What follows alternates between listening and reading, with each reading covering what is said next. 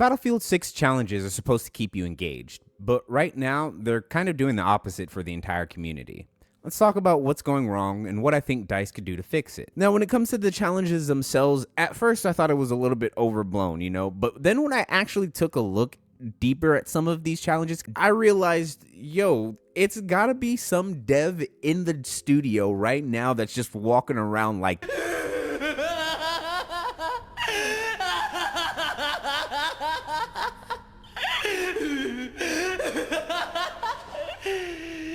And it just makes me question what was the intention of some of these challenges, because they don't really make any logical sense in certain cases. Now, first of all, I think we should start with the elephant in the room, the UI. DICE, you gotta change this UI.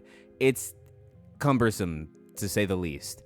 And sometimes it's not even fully functional. It literally will give me problems where I can't navigate through the menus or through the different tiers properly. Like, especially if I need to use the right thumbstick to go up here. Like, I'm trying to move over to class and it's not working whatsoever. I press about 7, 8, 9, 10. There we go. We got there the 10th time. But things like that need to really be changed if we're going to be even trying to start somewhere. For example, one of the skins for the Desert Locust faction for support literally requires you, for whatever reason, to repair vehicles for 3,000 damage in one life. Now, not that that's impossible. I mean, it's definitely incredibly difficult, one would say.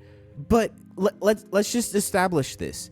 This is a skin for the support class that ask you to repair damage on vehicles. I don't know if you guys know this, but the support doesn't have any gadgets that allow it to repair vehicles. So why am I doing a challenge for the support that would basically require me to play the engineer? It's kind of confusing, don't you think? And this goes into a deeper problem when it comes to DICE themselves, when it comes to making challenges. For some reason, DICE makes challenges that are literally antithetical to your playstyle, or in some cases, antithetical to your entire class. Support is supposed to support troops. I need more bullets! Not vehicles, and while I understand and argue, yes, technically it supports the troops that then can support the vehicles, it's not the same thing, let's be honest. Now, one of the other gripes that I had, and luckily they changed, was the fact that some of the challenges were level gated in a weird way that restricted certain gadgets from being accessible. And my problem with this was that things like the spawn beacon weren't really being used a lot because nobody had access to them yet. But I will give DICE kudos where kudos is earned, and obviously they can change these challenges when they need to, which just kind of makes me scratch my head even more, because why were some of these challenges made the way that they were in the first place? Like, here's one that doesn't kind of make sense to me. Why is the recon am I trying to get 50 headshots that are at a distance of over 150 meters for the Spec Ops class? If you look at the loadouts and you pay attention actually and read what the trait is for, the whole purpose of Spec Ops is supposed to be that you're more close quarters. You're supposed to be more of a stealth operator who's getting in behind enemy lines. Like, why would I need anything that reduces the sounds I make when crouched or prone, or reduce the sounds of taking down an enemy if I'm not going to be anywhere near them? That's the thing that I don't understand. The challenge itself should be something different. Why is it not kills with suppressed weapons, kills while prone? I mean, the fact that obviously prone is something that they really want you to do as Spec Ops because you have two different perks that are related to it, with both the low profile and the stealth tactics perks active. And gadget awareness requires you to be somewhat near enemies because you got to be somewhat near their gadgets. How else are you supposed to spot nearby enemy gadgets if you're meters away, specifically over 150? To me, the challenge needs to be replaced with something like kills with suppressed pistols or suppressed weapons in general, kills that are under a certain amount of meters, a certain amount of gadgets that are destroyed by whatever. I don't know, but the Spec Ops training path clearly is something that clashes with the exact challenge that it's having you do to unlock it. And this is where I kind of don't get their idea and their philosophy. I feel like that challenges should lead into what they unlock. If you unlock something that is more stealthy, you should require us to do something more stealthy for it. If you unlock something that's explosive related, I would expect you to have explosive related challenges. The same thing I think applies to the support skin. Why am I trying to repair vehicles if I'm unlocking something for the support class? To me, it should be 3,000 health healed in one life or something like that. And that's ironic to me because even if you look at the normal daily challenges, one of them that we had last week, sorry, not the daily, the weekly challenges, one of them that we had last week for the first week that the game was out, at least for me, was literally to heal teammates for 2,000 health. And that was a weekly. So if that's how much for soldier health, what would it take for vehicles, which you don't always have access to, which aren't always easily repairable, especially without you dying because you have to expose yourself normally in order to pull out your repair wrench or your repair tool in order to even repair a vehicle? And the funniest part to me, that's not even some of the most egregious ones. Let's talk about how to unlock the PSR sniper rifle, which require you to get 150 headshot kills over 200 meters with the sniper rifle. Here's the issue with that. How many maps in the game even allow you to have a 200-meter engagement range? It has to be on something like Conquest on top of that, because Breakthrough will limit how long that you have that engagement range up to, because you have to go in sectors.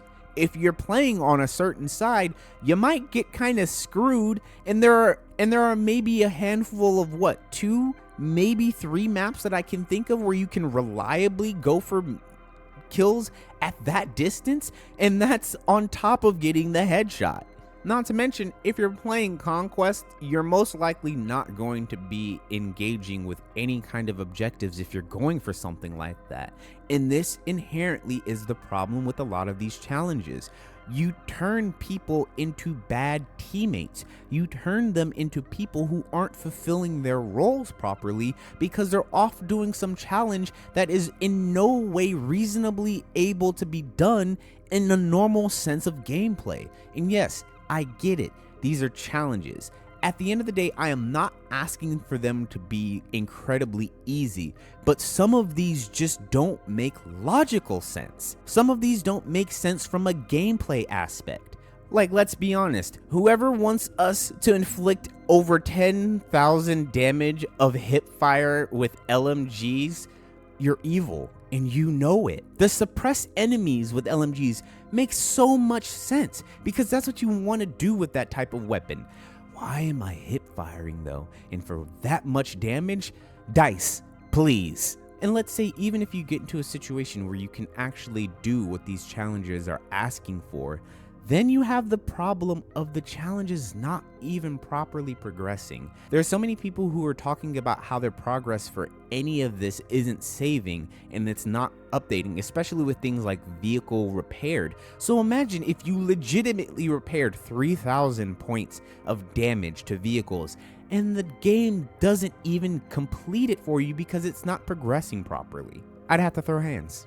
Like, let's think about this for just 1 second. Yes, it's twice as much as what you need to repair, but the fact that you get to do the engineer specialist last mission in the entire match as opposed to in one life, like the balance on some of these is just a little weird in my opinion. Either way, I really think that DICE needs to take a good look at some of these challenges and ask themselves, what are they asking the players to accomplish? What is supposed to be the purpose of some of these challenges?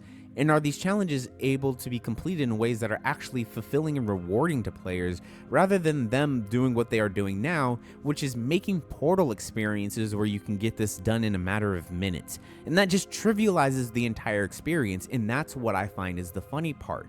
DICE has done this in a way that is already going to make people already going to go ahead and skip through this content because they can. And I know what DICE's response is going to be. They're going to have to try and mitigate how Portal affects some of these challenges.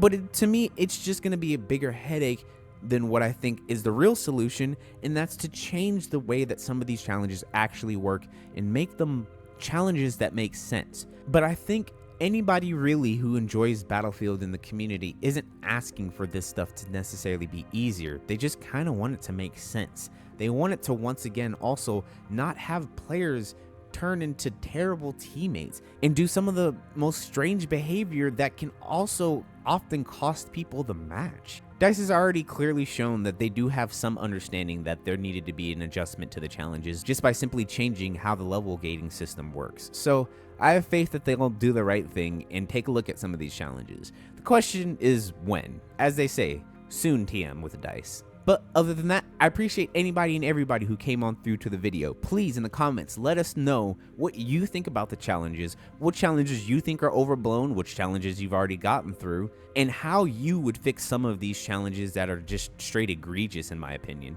Anyways, I'm Lulu the Jester. Please share with your friends, share with your mama, and peace and chicken grease. I'll catch you guys in the next one. I'm out.